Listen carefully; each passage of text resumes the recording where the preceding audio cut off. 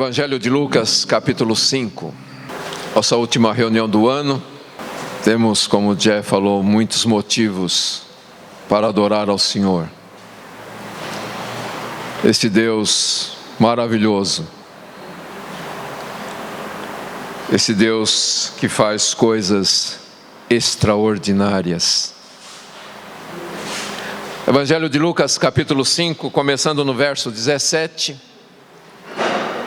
Diz assim: um dia, enquanto estava ensinando, encontrava-se fariseus e doutores da lei sentados ao redor, que tinham vindo de todos os povoados da Galiléia e da Judéia e de Jerusalém, e o poder do Senhor estava com ele para curar.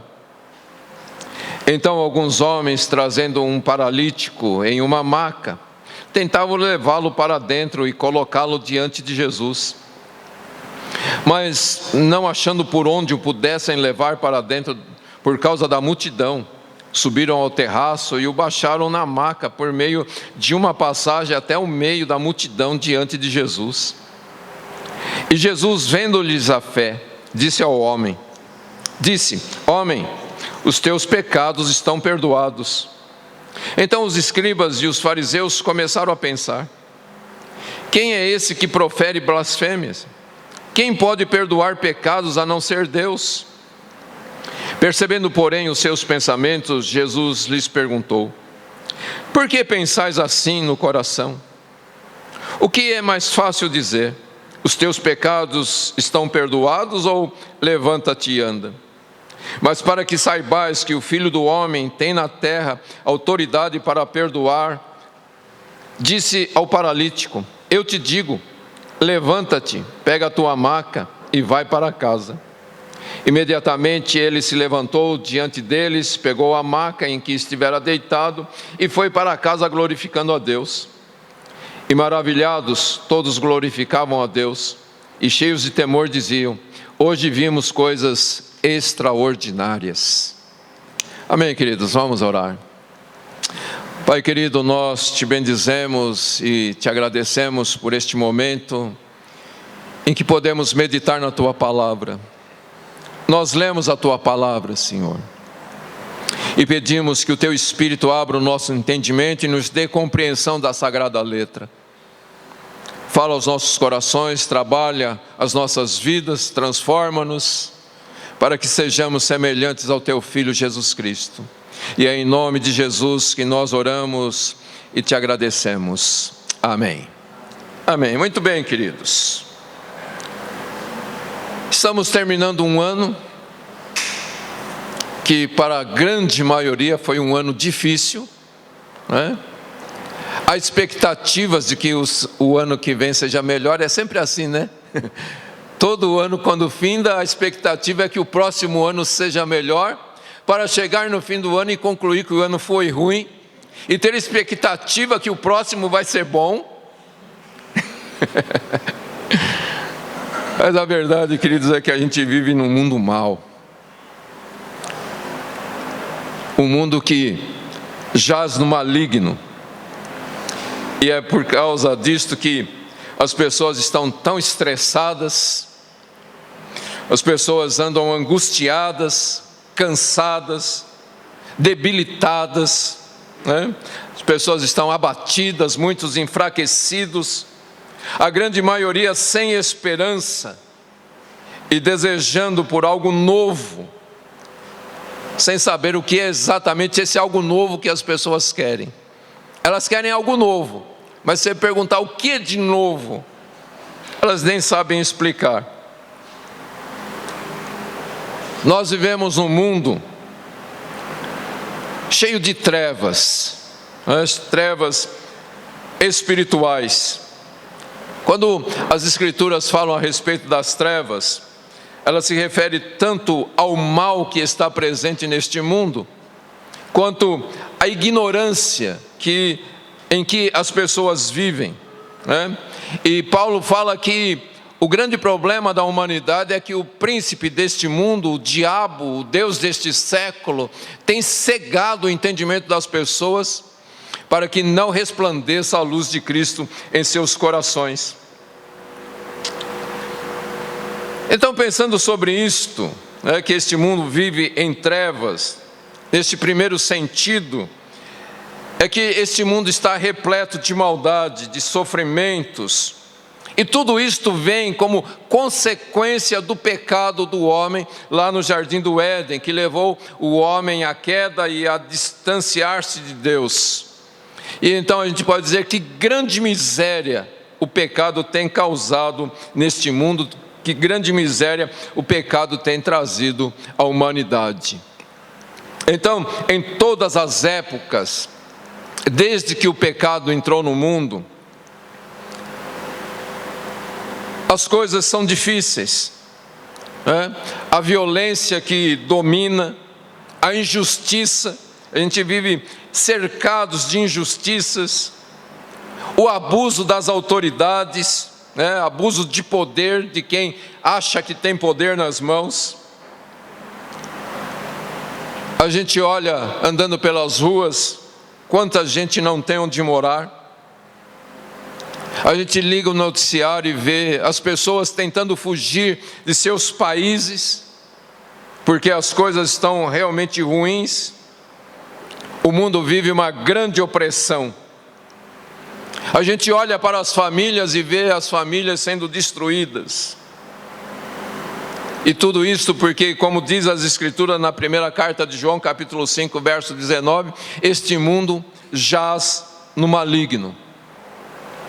E no outro sentido, que o mundo vive em trevas, é que ninguém sabe o suficiente para resolver as questões que este mundo enfrenta. A gente vê aí políticos se reunindo, falando, não, vamos achar uma solução, mas ninguém acha a solução. As grandes nações se unem para tentar achar uma solução e não acha solução nenhuma, porque ninguém consegue resolver o problema do mal, ninguém consegue resolver o problema que a humanidade está enfrentando. Este mundo é um lugar completamente escuro, porque é dominado por um sistema sem Deus, que na verdade a gente poderia até mesmo dizer que é um sistema que odeia Deus, que odeia a palavra de Deus.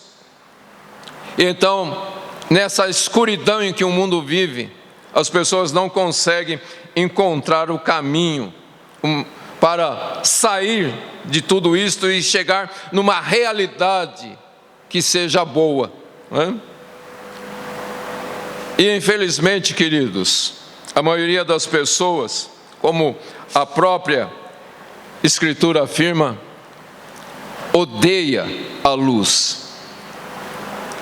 Elas não querem se achegar para a luz porque sabem que as suas obras são más. E então as pessoas não querem se aproximar do Senhor Jesus, que é o único que não somente tem a resposta, mas é a resposta para todas as pessoas. Na verdade, isto que as pessoas estão buscando sem saber o que é, na verdade é o Senhor Jesus. Só que quando elas ouvem a respeito de Jesus, elas não querem. Infelizmente a gente vive numa época que a própria igreja, chamada igreja evangélica, está rejeitando o Senhor e a sua palavra. Estão em busca de novidades. E como eu estou falando aqui, este mundo está em trevas, as pessoas estão sofrendo, porque elas não querem olhar para o Senhor Jesus. E nesse texto que nós lemos aqui, a gente observa o ministério do Senhor Jesus. E a primeira coisa que o texto diz é que Jesus estava ensinando as pessoas. E o que Jesus estava ensinando não é uma fórmula mágica para as pessoas resolverem os seus problemas. O que Jesus estava ensinando é o caminho da verdade, o caminho que Deus estabeleceu. A única maneira, queridos, de nós realmente nos encontrarmos e encontrarmos solução é ouvindo o ensinamento do Senhor Jesus Cristo. A gente percebe ainda nesse texto o Senhor Jesus perdoando os pecados. E uma coisa interessante aqui que o texto mostra é que Jesus olha para o coração das pessoas, ele sabe exatamente o que está no coração de cada pessoa. E depois então a gente vê Jesus salvando e curando. Veja, Jesus ensina, Jesus perdoa os pecados, Jesus sabe exatamente o que está acontecendo dentro do coração das pessoas. E então ele exerce o seu poder para perdoar e para curar, trazer soluções. Jesus, que a gente vê aqui nesse texto fazendo todas estas coisas, com tanta perfeição, com tanta autoridade, ele faz isso porque ele é o próprio Deus encarnado. A gente falou bastante da encarnação de Jesus na semana passada. A gente vê aqui o Criador dos homens que se fez homem. A gente vê aqui o Senhor soberano, que declarou que Ele veio não para ser servido, mas para servir. A gente vê aqui o Santo Deus que se fez pecado no lugar da humanidade. A gente vê o justo que foi condenado no lugar dos pecadores. A gente vê em Jesus o único sacrifício aceito por Deus para a remissão dos pecados. A gente vê Jesus, aquele que venceu a morte e o pecado. E esse mesmo Jesus que fez aqui coisas, conforme as pessoas disseram, hoje vimos coisas extraordinárias. Este mesmo Jesus continua fazendo coisas extraordinárias no dia de hoje, porque Ele é o mesmo de ontem, de hoje e o será eternamente. Como a gente falou na semana passada, Jesus viveu neste mundo como homem, totalmente como homem. Ele se esvaziou da sua divindade, Ele nunca deixou de ser Deus, mas Ele se esvaziou da sua divindade e viveu neste mundo como homem.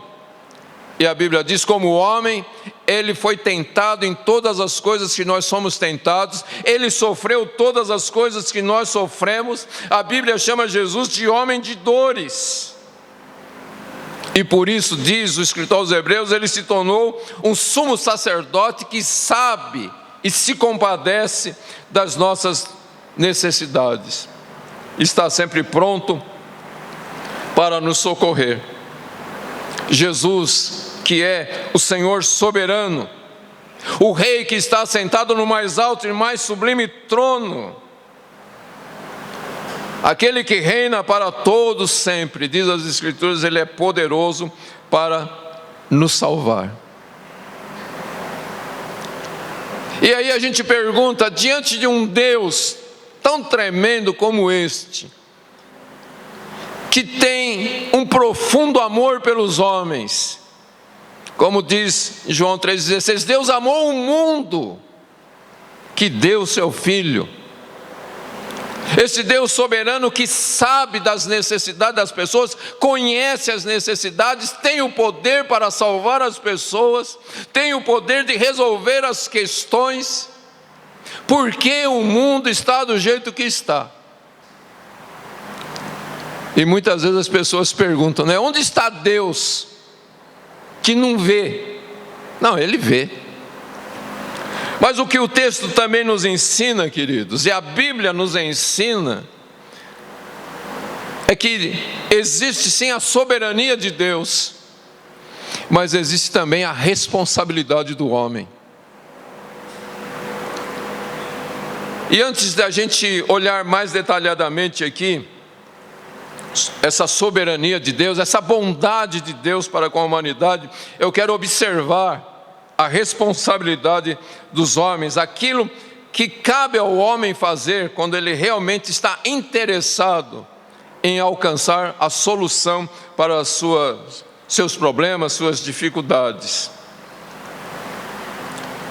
A Bíblia diz assim lá na carta de Tiago, capítulo 4, no verso 7 ao 10. Assim, sujeitai-vos a Deus, mas resisti ao diabo, e ele fugirá de vós. Achegai-vos a Deus, e ele se achegará a vós. Pecadores, limpai as mãos, e vós que sois vacilantes, purificai vosso coração. Entristecei-vos, lamentai e chorai, que o vosso riso se transforme em lamento, e a vossa alegria em tristeza. Humilhai-vos diante do Senhor, e Ele vos exaltará. Então veja só, queridos, o que Tiago está dizendo aqui, que a primeira coisa é a disposição para se sujeitar a Deus. Por isso o texto começa dizendo que Jesus estava ensinando. O ministério de Jesus foi um ministério de ensino. E diante dos ensinamentos do Senhor, as Escrituras diz: sujeitai-vos a Deus e resistir ao diabo, porque você só se sujeita a uma pessoa. Você tem diante de você duas vontades, a de Deus e a do inimigo. Automaticamente você se sujeita a uma e resiste à outra. Então a Bíblia diz claramente aqui: sujeitai-vos a Deus, resistir ao diabo, e o diabo fugirá de vós. E aí ele diz: achegai-vos a Deus, e Deus se achegará a vós. Aí ele fala aqui de uma transformação, que o apóstolo Paulo resume da seguinte maneira: apresentai-vos a Deus como um sacrifício vivo, santo e agradável a Deus, que é o vosso culto racional. Não vos conformeis com este século, mas transformai-vos pela renovação do vosso entendimento. Mais uma vez, sujeitai-vos ao ensinamento das Escrituras Sagradas. Amém, queridos? Então nesse texto a gente vê aqui os amigos do paralítico, que tinham um objetivo, que era levá-lo perante Jesus, para colocá-lo diante de Jesus, para que ele fosse curado. E o texto diz aqui que eles chegaram ali, a casa estava repleta, cercada de gente, não tinha como eles entrarem. O texto diz: mas não achando por onde o pudessem levar para dentro da casa por causa da multidão. E diante da dificuldade, o que eles fizeram? Não fizeram o que a grande maioria faz: desiste. Não fizeram o que a maioria das pessoas fazem: lamentam. Eles procuraram um meio de conseguir chegar diante do Senhor Jesus. E então diz o texto: subiram ao terraço e baixaram a maca por meio de uma passagem até o meio da multidão diante de Jesus. Então eles alcançaram o objetivo de suas vidas, e a atenção do Senhor foi atraída para aquele homem paralítico, e ele então foi curado. Então veja, queridos, quando Deus chamou Josué, Deus disse o que para ele? Ser forte e corajoso. Não te mandei eu? Então vai. Ok? E essa é a grande questão, queridos. Exige um esforço, exige um trabalho árduo, exige perseverança. E esses homens só foram bem-sucedidos naquilo que eles queriam, porque eles se esforçaram para isso, eles não desistiram. A Bíblia mostra muito isto. Lembra daquela mulher com uma hemorragia já por tantos anos? A Bíblia diz que por 12 anos aquela mulher tinha uma hemorragia. Imagina como essa mulher tinha fraqueza. Talvez ela se arrastava, ela não conseguia ficar de fato de pé. E ela então, ela sente no seu coração. Eu sei que essa palavra sentir no coração é estranha, mas para a gente entender, porque eu acredito que o Espírito Santo de Deus colocou isso no coração dela, e ela dizia: se eu somente tocar nele, nas vestes dele, eu ficarei curada. E então ela vai até onde Jesus está, e Jesus está cercado por uma grande multidão se acotovelando. Mas essa mulher não desiste. Ela tem uma palavra no seu coração: se eu tocar nele. E então, a gente não sabe o esforço que esta mulher fez, mas ela foi e conseguiu tocar no Senhor Jesus. E foi imediatamente curada. E Jesus disse para ela: filha, a tua fé te salvou, vai-te em paz e fica livre deste mal. Então as Escrituras mostram, querido, a importância do nosso esforço, da nossa dedicação, da nossa perseverança. E se a gente quer de fato alcançar o que está proposto por Deus para as nossas vidas, então é necessário que a gente tenha essas virtudes, né, de perseverança, de dedicação, de esforço em todas as áreas da nossa vida, para que possamos alcançar aquilo que o Senhor tem para as nossas vidas. Eu não estou falando na área simplesmente ou somente na esfera espiritual, mas todas as áreas. Se você quer um bom trabalho, não basta dizer: Senhor, abre as portas de um bom trabalho para mim. Se você não estudar, se você não se preparar, se você não se esforçar, se não levantar cedo para procurar trabalho, o trabalho não vai bater na sua porta.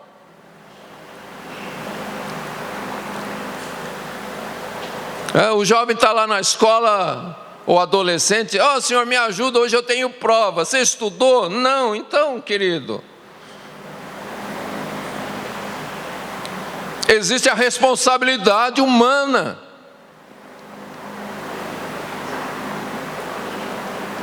Sem esforço, queridos, não haverá resultado. Precisamos entender que o esforço, a dedicação, a perseverança são essenciais.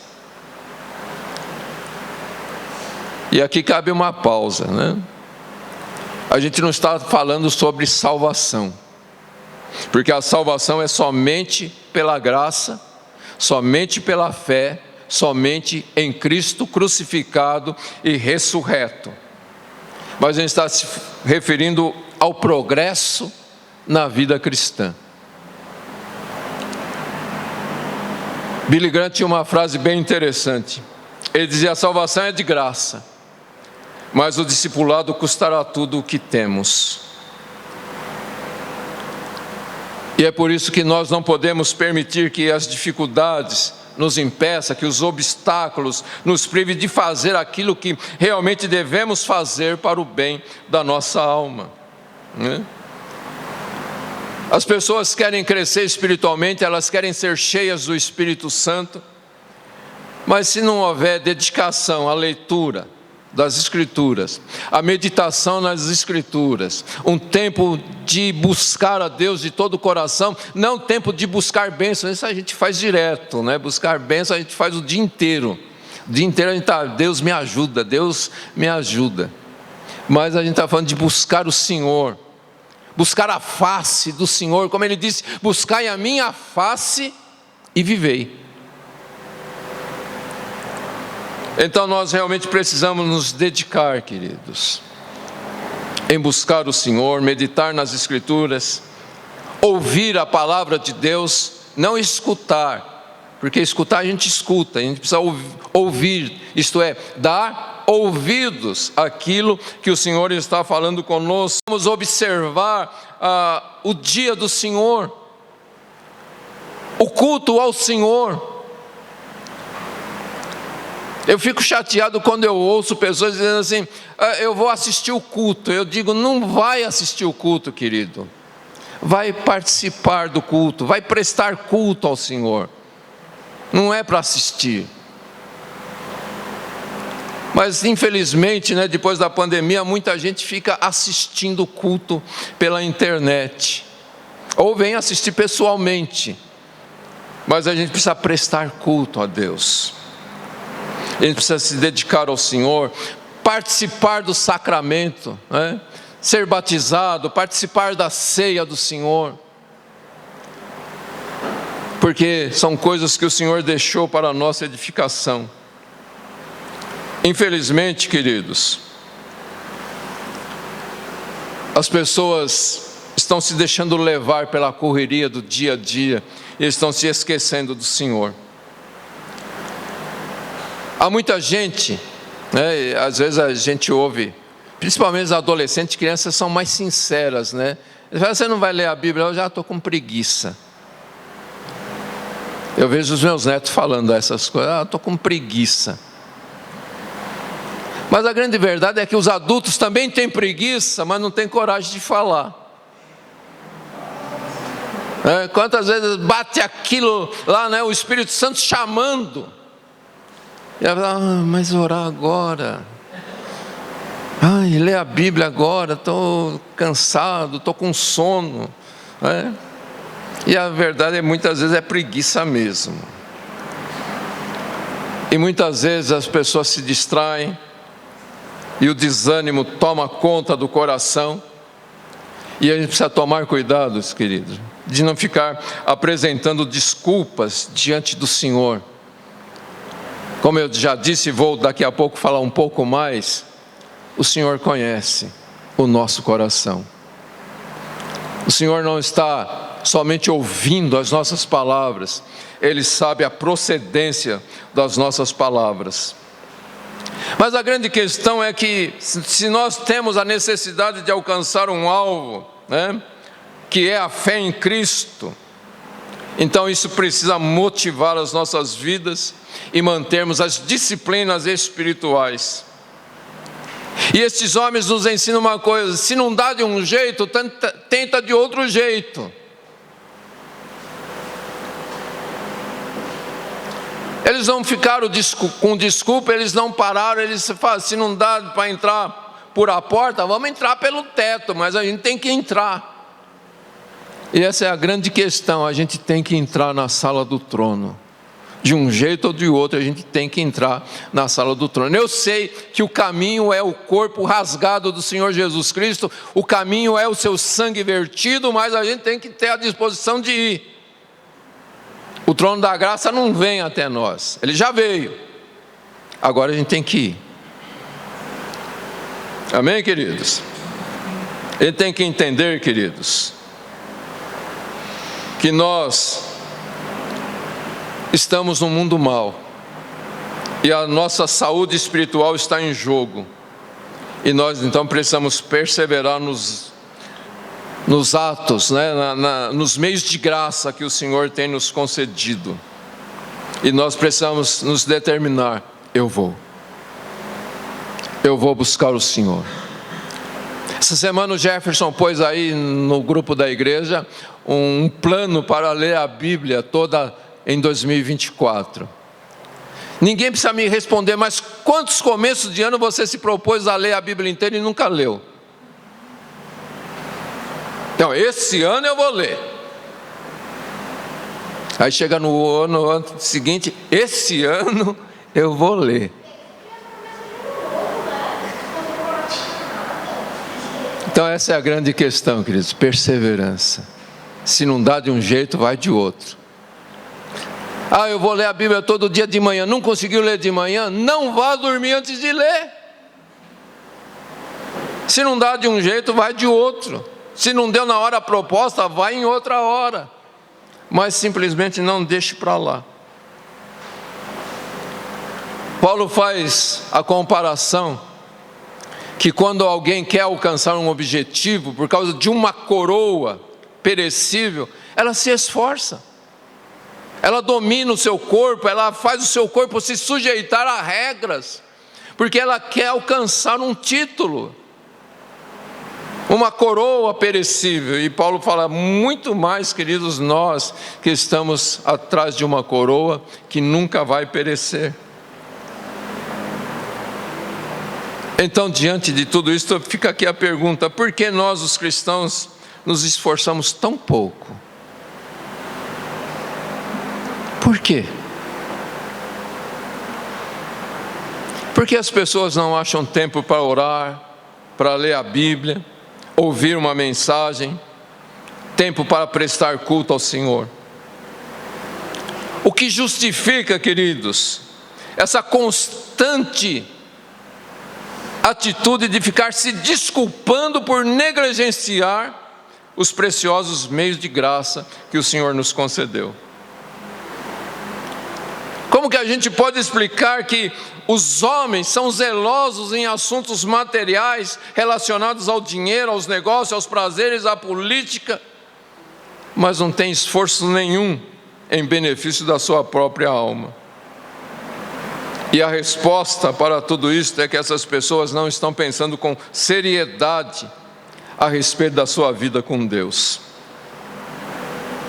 As pessoas não estão percebendo que elas têm uma doença espiritual. As pessoas não têm consciência que Jesus está presente para curar a nossa alma, perdoar os nossos pecados e nos livrar da condenação eterna. E é por isso que elas não veem a necessidade de se esforçarem naquilo que se refere à sua vida espiritual. Mas, queridos, em trevas como esta em que o nosso mundo vive, onde milhares de pessoas estão morrendo e se perdendo eternamente, usando o termo das Escrituras, bem-aventurados aqueles que reconhecem o perigo em que estão passando e então passem a considerar como perda todas as coisas para ganhar a Cristo, como Paulo diz lá em Filipenses capítulo 3. Considerei todas as coisas como perda, por causa da sublimidade do conhecimento de nosso Senhor Jesus Cristo. Amém, queridos? Mas como eu disse, nós vemos aqui Jesus que observa o coração das pessoas. O texto diz que quando aqueles homens chegaram com aquele paralítico, baixaram aquele paralítico, Jesus viu o quê? A fé. A gente vê muitas pessoas dizendo: eu tenho muita fé. Mas fé não é algo para a gente falar para os homens que a gente tem.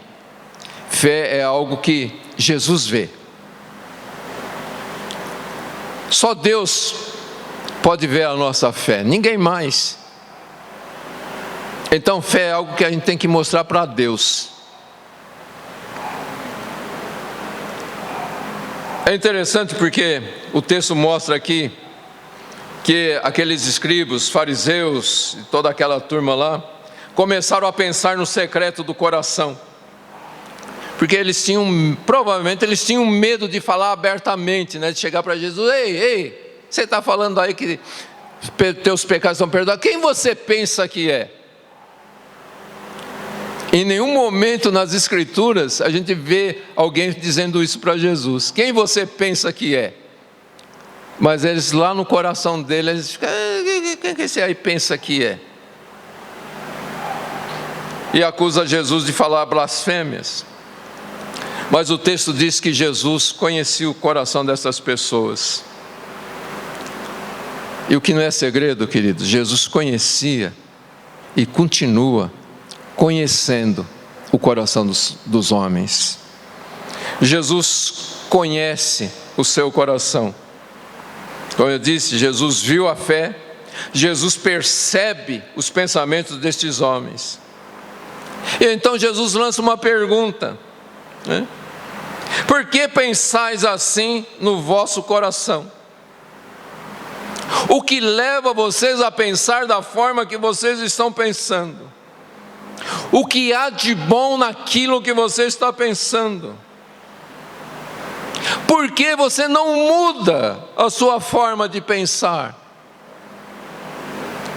E é isso que eu queria perguntar para nós aqui. Por que a gente não muda a nossa forma de pensar? Para um momento e pensa, né? Os seus pensamentos são bons, são construtivos. Os seus pensamentos aumentam a sua fé. Os seus pensamentos te levam para mais perto de Deus. É isso que Jesus pergunta: por que vocês estão pensando dessa forma? Vocês estão pensando de forma errada. E o apóstolo Paulo fala sobre isto, o que deve ocupar os nossos pensamentos. Coisas que são boas, coisas que edificam, não só as nossas vidas, mas a vida das pessoas ao nosso derredor, coisas que são verdadeiras, coisas que glorificam a Deus, coisas em que há louvor. E essa é a pergunta: por que vocês estão pensando da forma como vocês estão pensando? E Paulo diz aos Colossenses que nós devemos pensar nas coisas do alto, aonde Cristo está assentado à direita de Deus Pai. E quando você pensa nas coisas do alto, diz Paulo, então busque estas coisas do alto.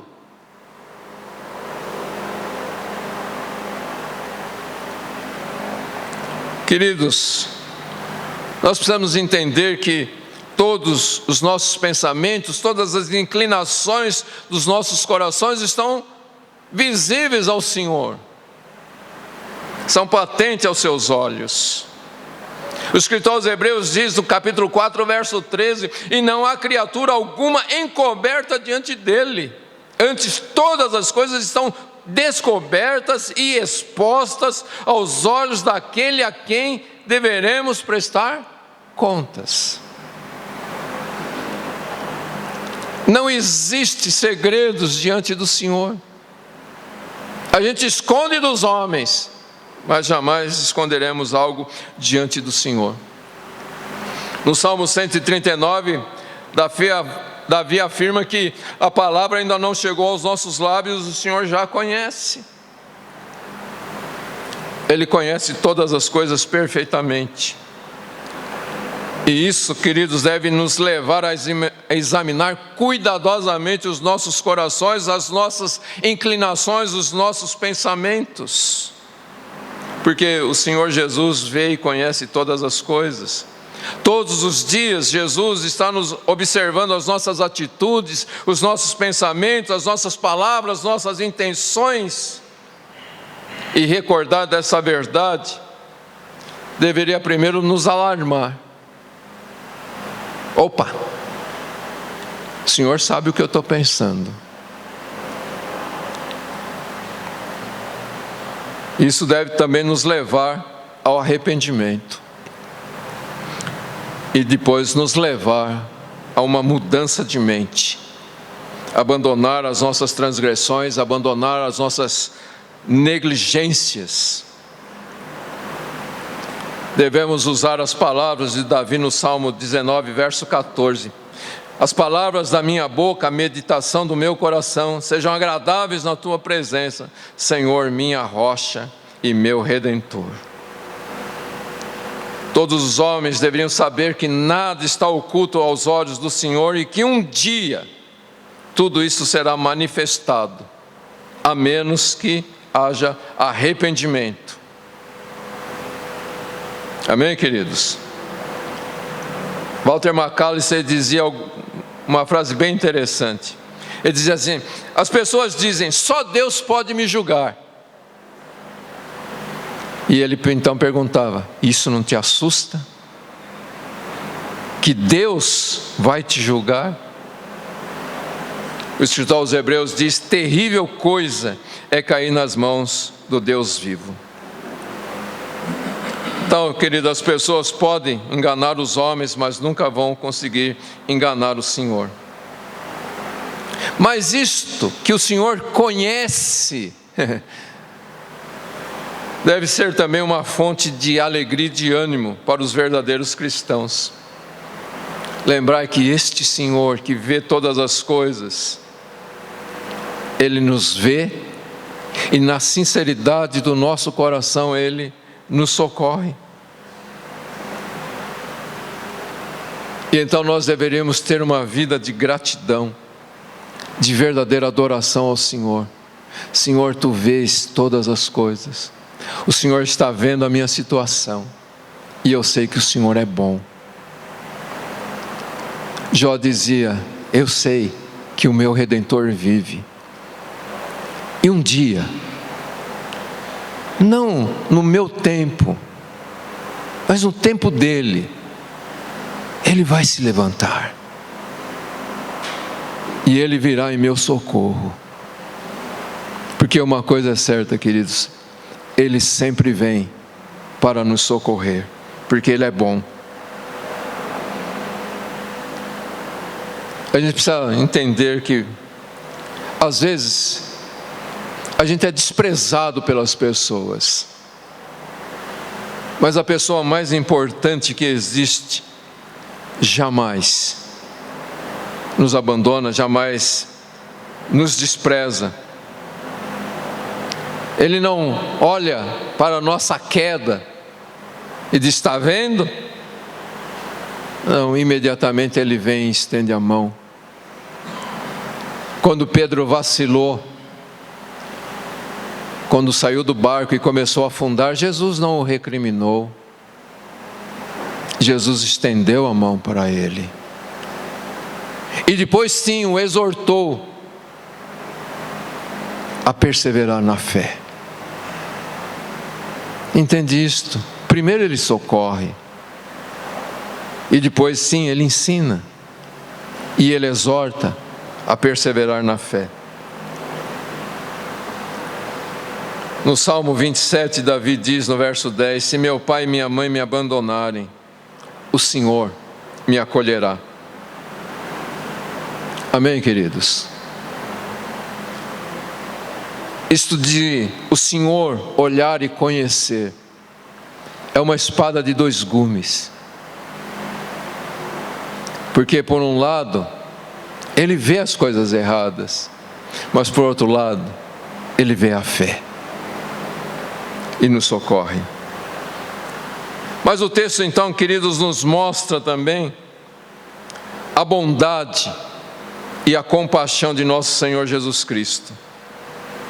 Quando aquele homem é colocado ali diante dele, esse homem está numa situação muito terrível, deprimida, porque pelo que Jesus, a atitude de Jesus, a gente vê que este homem era um homem aprisionado pelo seu pecado, e era um homem aprisionado por uma paralisia física. A gente não sabe o que realmente provocou esta paralisia, talvez um pecado. Nem toda doença é consequência de pecado, mas tem doença que é consequência de pecado. A gente não sabe aqui qual era o problema deste homem. Talvez ele não tivesse sido paralítico na sua infância, na sua juventude, mas alguma coisa o deixou paralítico. E isso provavelmente trazia angústia para a sua alma, por causa da enfermidade que havia no seu corpo. Jesus olha para este homem, olha para os seus amigos, vê a fé. E então Jesus, com muita ternura, Jesus olha para este homem e diz: homem. E esse texto no Evangelho de Mateus e de Marcos diz que Jesus olha para ele e diz: filho. Jesus o chama de filho e diz: os teus pecados estão perdoados. Jesus, o grande sumo sacerdote, o sacrifício perfeito para a expiação dos pecados. Jesus, o sacrifício perfeito que satisfaz a exigência da santidade de Deus. Jesus, o sacrifício perfeito que purifica e restaura completamente uma alma. Ele pode sim e diz: perdoados estão os teus pecados. E é por isso que Jesus é tudo que nós precisamos, poderoso para nos salvar, para nos absorver de toda a nossa culpa. Jesus, que tem este coração sempre disposto para salvar as pessoas. E Jesus então mais uma vez se dirige para este homem, depois de resolver o problema da sua alma. Jesus então traz a solução também para o seu problema secundário, que é um problema físico. e ele diz: levanta-te, pega a tua maca e vai para casa. Então veja, primeiro Jesus dá a este homem a certeza que sua alma estava curada. Depois afirma que o seu corpo também estava curado e o manda para casa, e diz o texto que ele saiu dali cheio de alegria, glorificando a Deus. E nós precisamos lembrar sempre desses dois aspectos do caráter de nosso Senhor Jesus Cristo, que é a sua amável e eterna bondade para com o seu povo. Essa bondade que, como nós cantamos, nunca falha. Essa bondade que nunca muda. Foi a sua bondade, querido, que nos escolheu, que nos chamou para ser dele. Essa bondade que nos justificou. Essa bondade que nos deu vida quando nós estávamos mortos dos nossos pecados, das nossas transgressões. Essa bondade que nos atraiu para Deus, como ele diz, com laços de bondade te atraí. Essa bondade que nos transforma, essa bondade que nos dá um projeto de vida, essa bondade que coloca nos nossos lábios uma nova canção, um hino de adoração ao Senhor, que arranca a murmuração e as lamúrias das nossas vidas e coloca em nós gratidão, ações de graças ao Senhor. Essa bondade que suportou a nossa obstinação, essa bondade que suportou os nossos pecados, essa bondade que vai nos sustentar para todo sempre. Como diz o salmista no Salmo 23, certamente a bondade me acompanhará todos os dias da minha vida. Quando eu ouço a palavra bondade, eu sempre lembro quando Moisés pediu para ver a glória do Senhor. E Deus diz: você não pode ver a minha face e continuar vivo. Mas Deus teve tanto amor, tanta compaixão pelo desejo do coração de Moisés, que Deus disse: olha, eu vou te colocar na fenda da rocha, eu vou colocar as minhas mãos sobre você e vou passar e você vai me ver pelas costas. E Deus fez isto, e o texto diz que quando Deus passou e Moisés olhou, ele viu a bondade do Senhor. Deus é bom para conosco.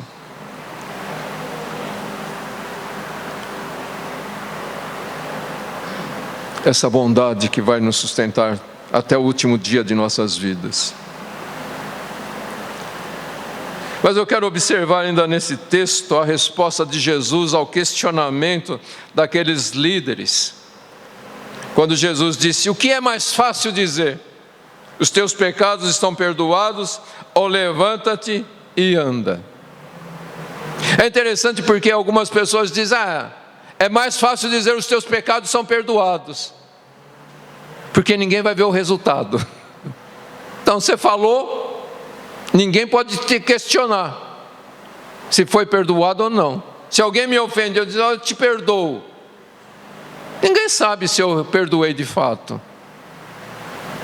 Eles dizem: mas quando Jesus fala, levanta-te, se o cara não levantasse e andava, então implica em mais dificuldade, implica em mais fé. Mas no sentido real, queridos, tanto um quanto o outro requer a soberania de Deus, a onipotência de Deus e, acima de tudo, custou a vida de nosso Senhor Jesus Cristo lá na cruz. Hebreus 9:22 diz assim: e segundo a lei, quase todas as coisas são purificadas com sangue, e sem derramamento de sangue não há perdão de pecados. Então, para Jesus dizer: perdoados estão os teus pecados, ele sabia que ele tinha que morrer na cruz, ele tinha que derramar todo o seu sangue, porque sem derramamento de sangue não há remissão de pecados. E é por isso que Isaías, no capítulo 53, versos 4 e 5, diz assim: verdadeiramente Ele tomou sobre si as nossas enfermidades e levou sobre si as nossas dores, e nós o consideramos aflito, ferido por Deus e oprimido. Mas Ele foi ferido por causa das nossas transgressões e esmagado por causa das nossas maldades. O castigo que nos traz a paz estava sobre Ele, e pelos seus ferimentos fomos sarados. Então, queridos, tanto perdoar o pecado, quanto curar fisicamente aquele homem, estava no sacrifício que o Senhor faria na cruz do Calvário. As duas coisas de um grau de dificuldade muito grande. Mas Jesus, na sua bondade, Ele está aqui agindo de acordo com o pensamento daqueles homens, e Ele diz: se vocês precisam de um milagre para entender que eu tenho autoridade, que eu tenho o poder de perdoar pecados, então eu digo para este homem: levanta-te e anda. E isto aconteceu. O milagre, queridos, foi para quê? Para que saibais que Jesus tem autoridade e poder de perdoar pecados. O milagre é sempre algo secundário. O milagre físico é secundário. A principal obra de Jesus é salvar. Mas Ele salva e cura também. Então a gente vê a bondade do Senhor fluindo em todas as direções, até sobre aqueles incrédulos. Jesus está dizendo: para de pensar bobagem e creia. Pare de viajar nos seus pensamentos e creia no que Deus está fazendo. O salmista resume a bondade do Senhor no Salmo 103, versos 3 ao 5. Eu gosto muito deste verso. É Ele quem perdoa todas as tuas iniquidades, quem sara todas as tuas enfermidades, quem resgata da cova a tua alma, quem te coroa de amor e de misericórdia, quem te supre de todo bem, de modo que a tua juventude se renova como a da águia. É Ele, Jesus, Emanuel, Deus conosco, que veio para nos salvar e nos abençoar. E o texto então conclui com essas palavras: e maravilhados, todos glorificavam a Deus, cheios de temor, e diziam: hoje vimos coisas extraordinárias. E eu faço uma pergunta para você: você quer ver um 2024 cheio de coisas extraordinárias acontecendo? É muito simples. Olhe para Jesus, o autor e consumador da nossa fé. Olhe para Ele, porque Ele continua o mesmo. O seu amor e a sua misericórdia são a nossa segurança. Ele é o início da nossa jornada com o seu sangue derramado, o seu corpo partido na cruz do Calvário. Mas Ele também é a única segurança que nós vamos completar a nossa carreira e cruzarmos o rio para entrarmos no nosso lar eterno. E é somente, queridos, através de uma experiência real, de uma experiência íntima, que nós vamos conhecer este amor de Deus e aprender a valorizar este amor. E então sim, olhando para Jesus, novo ano, amando e servindo o nosso Senhor Jesus Cristo. Vamos viver este novo ano, deixando de lado as lamentações, as murmurações, as reclamações. Vamos viver este novo ano glorificando o santo nome de nosso Senhor Jesus Cristo, todos os dias da nossa vida, com todo o nosso coração. E então poderemos declarar para nós mesmos, no final de cada dia, e declarar para as pessoas ao nosso derredor, e dizer: hoje eu vi coisas extraordinárias, porque os meus olhos estavam no Senhor Jesus.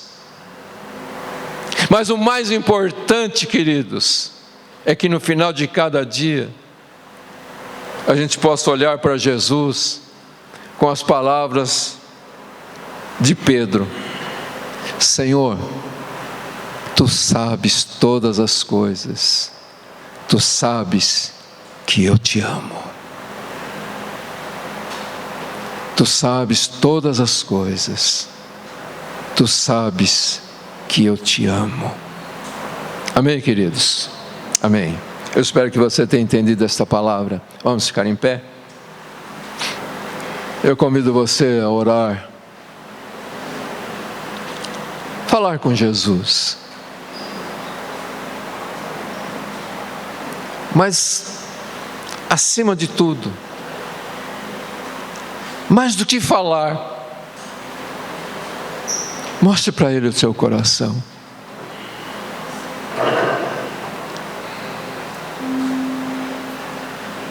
Mostre o seu coração para Ele. Talvez alguns podem até dizer: eu tenho vergonha de mostrar o meu coração para Ele. Mas você pode mostrar a Ele a intenção de mudança.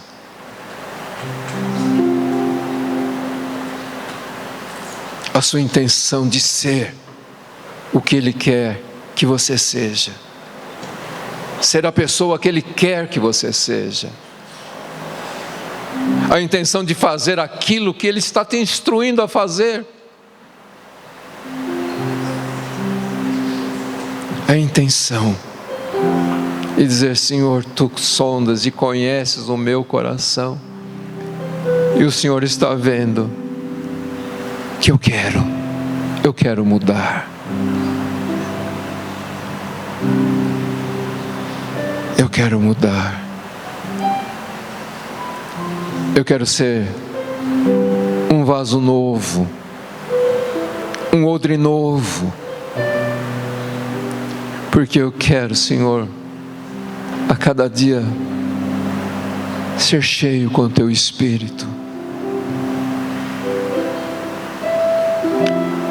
Eu quero ser agradável a Ti, Senhor. Tu és digno disto, não só porque Tu és Deus, mas também porque Tu és um Deus bondoso, porque Tu és Emanuel, Deus conosco.